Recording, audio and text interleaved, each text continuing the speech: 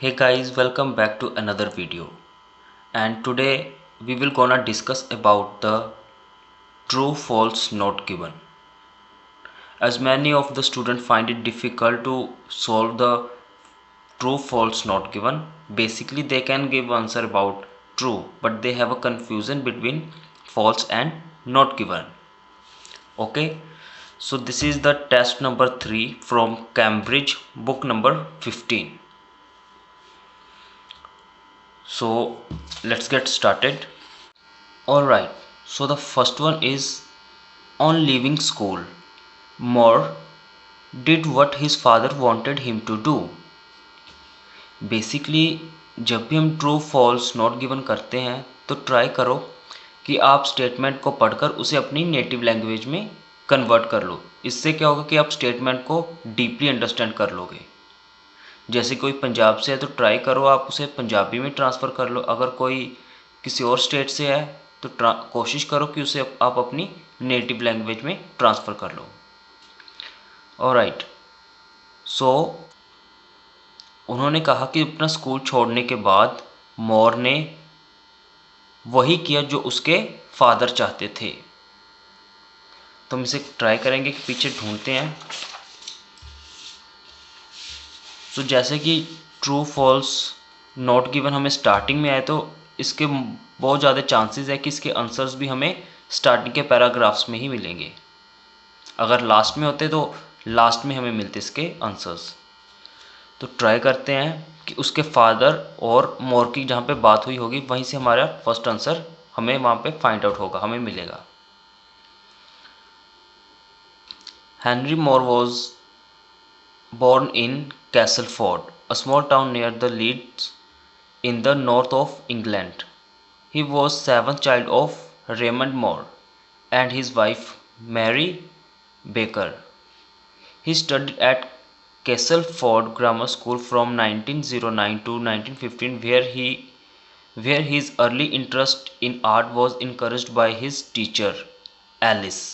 After leaving school, देखो कि हमें यहाँ पे मिल चुका है आफ्टर लिविंग स्कूल, यहीं से बात होगी। अब Moore hope to become a sculpture but instead he compiled with his father's wish that he train as a school teacher.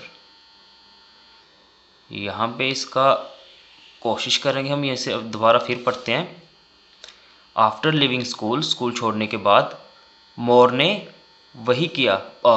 More hope to become a sculpture, जो मोर था उसका first preference थी कि वो स्कल्पचर के field में जाए, जहाँ पे स्कल्पचर के रिगार्डिंग कोई टीचिंग वगैरह होती हो। पर but instead he compiled with his father's wish that he train as a school teacher. पर उसने वही किया जो उसके फादर की विश थी, जो कि उसे स्कूल टीचर बनाना चाहते थे। तो स्टेटमेंट में हमें क्या दिया है? स्टेटमेंट में उन्होंने यही बोला है कि स्कूल छोड़ने के बाद मोर ने वही किया जो उसके फादर चाहते थे। उसके फादर क्या चाहते थे? उसे स्कूल टीचर बनाना चाहते थे।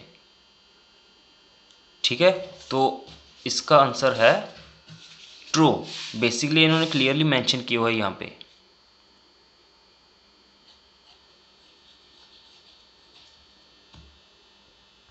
Alright, so the second one is Moore began studying sculpture in his first term at the Leeds School of Art. के जो मोर था उसने began studying sculpture in his first term। अगर तो उसने अपने फर्स्ट टर्म में स्कल्पचर की स्टडी स्टार्ट कर दी तो ये स्टेटमेंट ट्रू होगी। अगर उसने फर्स्ट टर्म में उसने स्टडी नहीं स्टार्ट की तो फॉल्स। अगर उन्होंने बताया नहीं कि उसने कौन से सेमेस्टर में या कौन से ईयर में उसने स्टडी की तो होगा नॉट गिवन। तो इसमें बेसिकली हमारा कीवर्ड है लीड्स स्कूल ऑफ आर्ट। तो फाइंड आउट करते हैं हम पैसेज में। और दूसरी बात कि जो भी ट्रू फॉल्स नॉट गिवन या फिर यस नो नॉट गिवन जो भी होते हैं वो सीक्वेंस वाइज में ही आपको मिलेंगे, जैसे कि फर्स्ट आपको ऊपर मिला तो बहुत चांसेस है कि जो सेकंड है उसके नीचे ही मिलेगा, लाइक 90% चांसेस है उसके वो उसके नीचे ही मिलेगा, शफल नहीं होते हैं ये ट्रू फॉल्स नॉट गिवन। तो हमारा यहाँ पे कीवर्ड था Leeds School of art.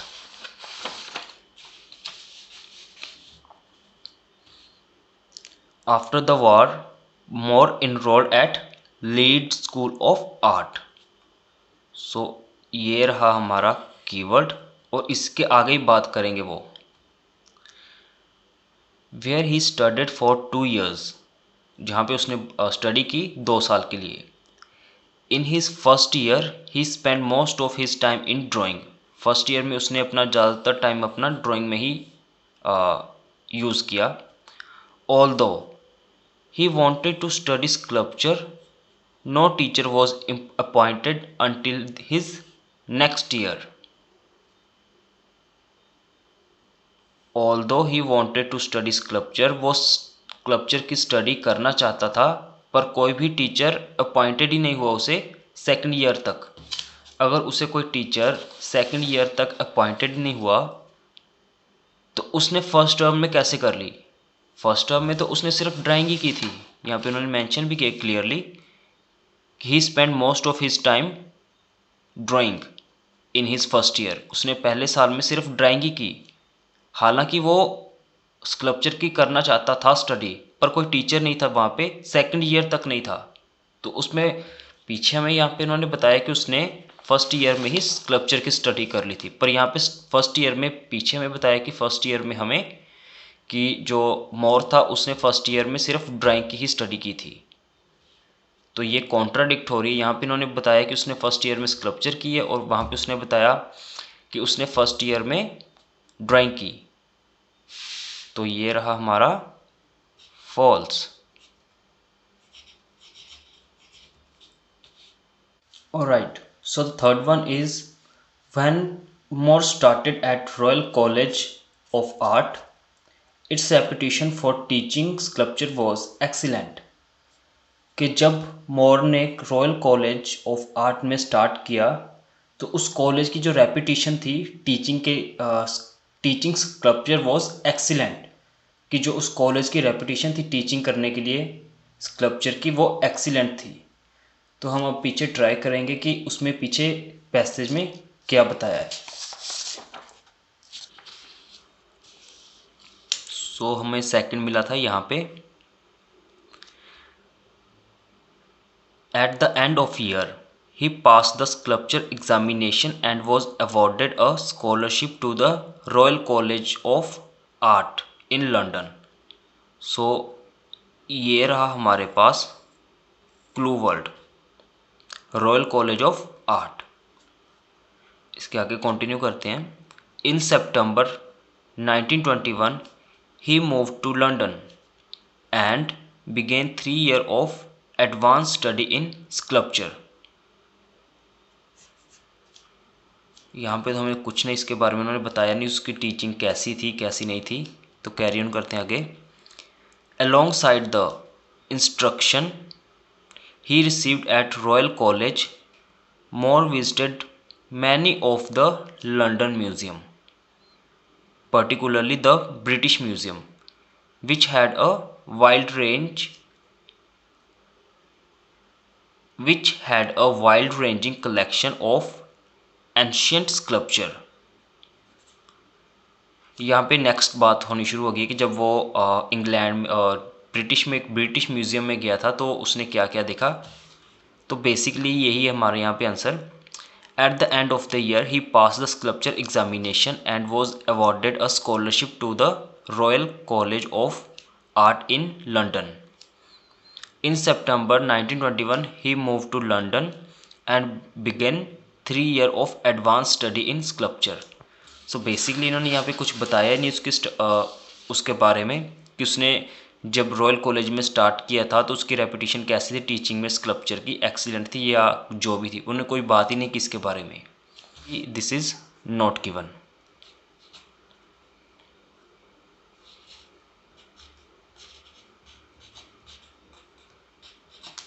And yes, second thing is, whenever you start solving the true false not given,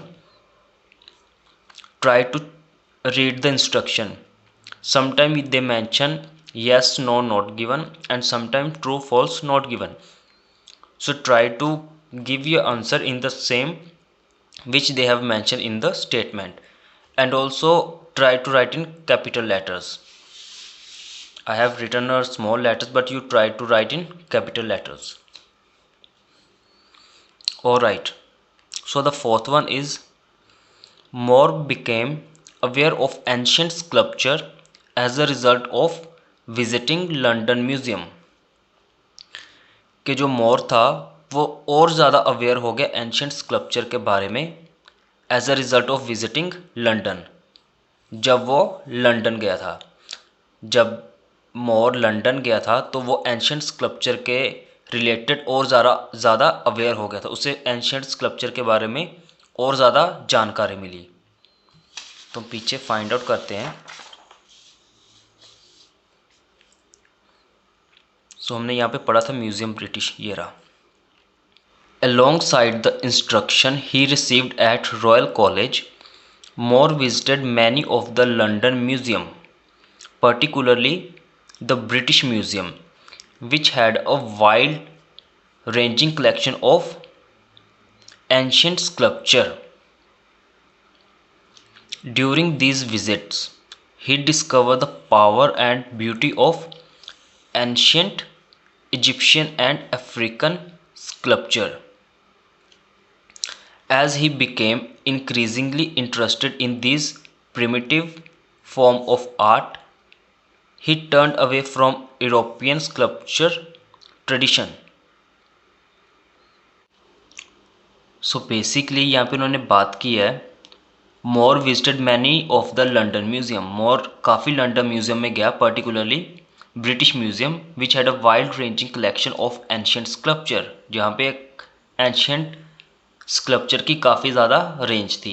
during this visit he discover the power and beauty of ancient Egyptian and African sculpture. As he became increasingly interested in this primitive form of art, he turn away from European sculptural tradition. Basically यहाँ पे हमें पूछा था उन्होंने कि जो Moore था ज़्यादा अवेयर हुआ एंशियंट स्कल्पचर के बारे में। क्यों? क्योंकि वो ज़्यादा लंदन म्यूज़ियम में गया था। तो यहाँ पे भी उन्होंने यही चीज़ मेंशन की है।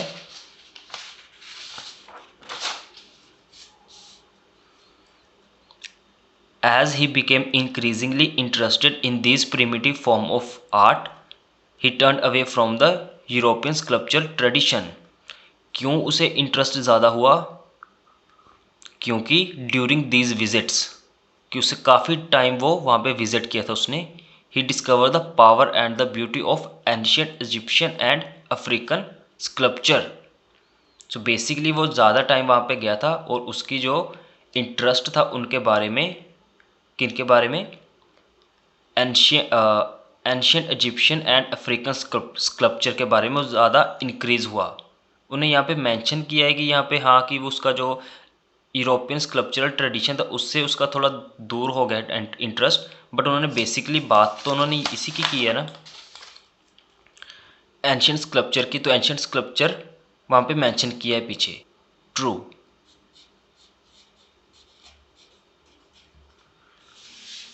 Alright, so the fifth one is the Trocadero museums Mayan's sculpture attracted a lot of public interest।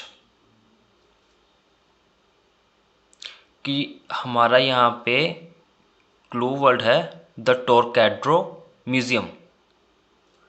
जो टोरकैड्रो म्यूज़ियम था वहाँ पे जो मयान स्कल्पचर था उसने काफ़ी लोगों का इंटरेस्ट अट्रैक्ट किया था। अगर तो यहाँ पे पीछे मेंशन किया होगा कि उसने ज़्यादा लोगों का पब्लिक जो इंटरेस्ट था उनका अट्रैक्ट किया तो होगा ये ट्रू। अगर उन्होंने नहीं बताया कि उसने कितने लोगों का इंटरेस्ट अट्रैक्ट किया तो होगा नॉट गिवन। अगर उन्होंने बताया होगा कि कम लोगों का इंटरेस्ट उसने अट्रैक्ट किया तो होगा फॉल्स।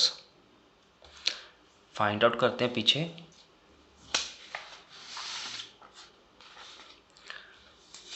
हमारा क्लू वर्ड है Trocadero. Alright, this is Trocadero. Alright, यहाँ से स्टार्ट करेंगे हम।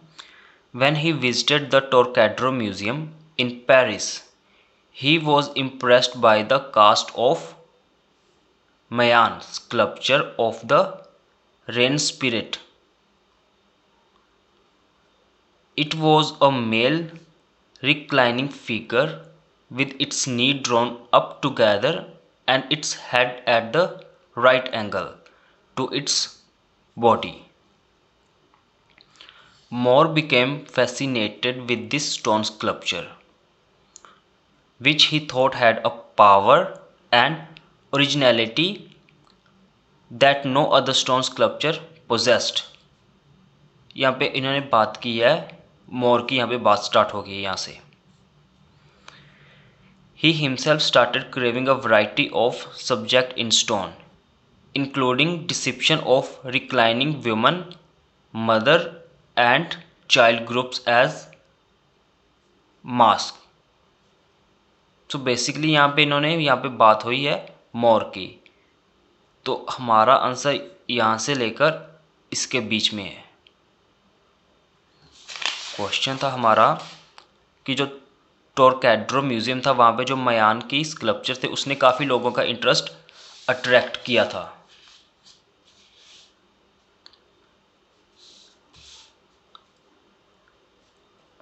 When he visited Trocadero Museum in Paris, he was impressed by the cast of Mayan sculpture of the rain spirit. It was a male reclining figure with its knees drawn up together and its head at the right angle to its body. So हमें यहाँ पे बताया नहीं कि जो टोरकैड्रो museum था उसमें जो मयान का स्कल्पचर था उसने कितने लोगों का इंटरेस्ट अपनी तरफ अट्रैक्ट किया। यहाँ पे कोई बात ही नहीं उसके बारे में। अगर कोई बात नहीं हुई यहाँ पे तो ये है नॉट गिवन।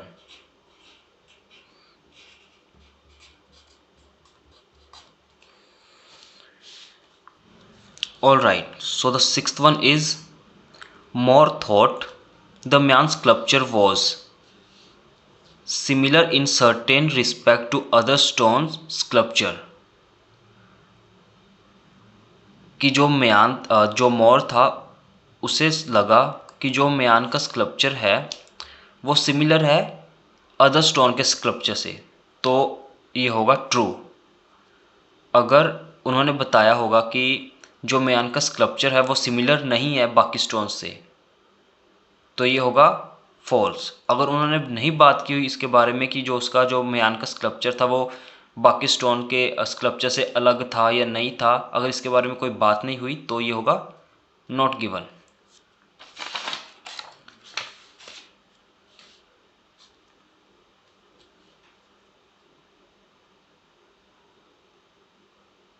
हाँ, यहाँ से हम स्टार्ट करेंगे। यहाँ पे हमें मिला था हमारा last fifth answer. Moore became fascinated with this stone sculpture, which he thought had power and originality that no other stone sculpture possessed. यहाँ पे बात हुई है हमारी no other stone की, कि जो मोर था, Moore became fascinated with this stone sculpture. This stone sculpture represented Mayan. Where is Mayan? This is.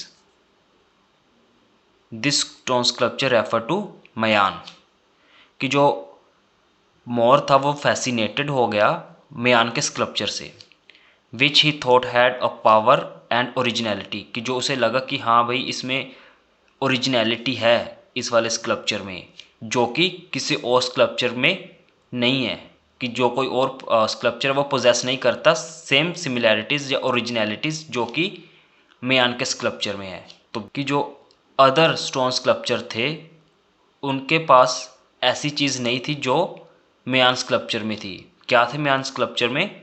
Originality and power. इसलिए इन्होंने ये कॉन्ट्राडिक्ट किया है यहाँ पे, कि इन्होंने यहाँ क्वेश्चन में बताया कि वो सिमिलर था, बट हमें यहाँ पे बताया है इन्होंने कि वो डिफरेंट था या उनकी कोई सिमिलैरिटी ही नहीं थी इसमें, ये फॉल्स।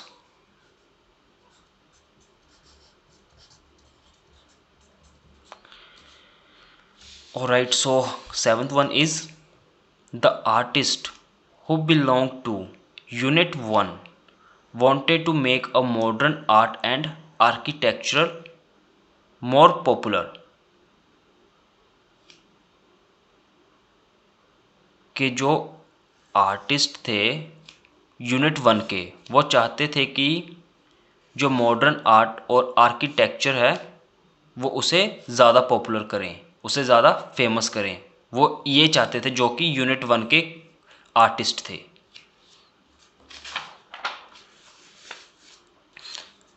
इसी के आगे हम कंटिन्यू करेंगे। He himself started carving a variety of subjects in stone, including depiction of reclining women, mother and child groups, and masks. More's exceptional talent soon gained recognition, and in 1926 he started work as a sculptor instructor at Royal College. In 1933, he became a member of group of young assist.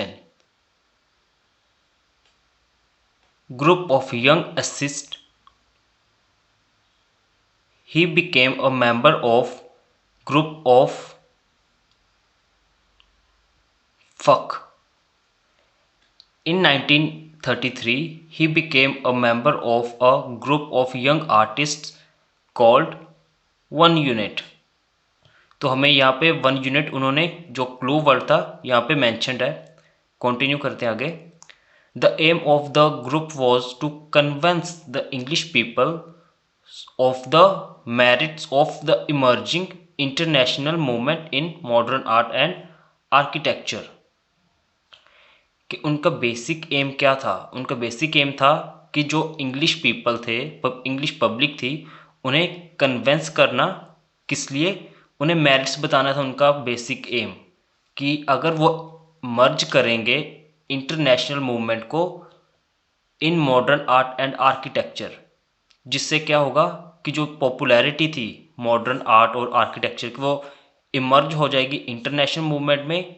Simultaneously उसका क्या result आएगा? उसका result आएगा वो famous हो जाएगी और ज़्यादा फेमस हो जाएगी। यहाँ पे बताइए कि जो आर्टिस्ट थे belong to unit 1 wanted to make modern art and architecture more popular. वो लोगों को तभी कन्वेंस कर रहे थे उसके मेरिट्स बताने के लिए, emerging of international movement in modern art and architecture. So this one is true.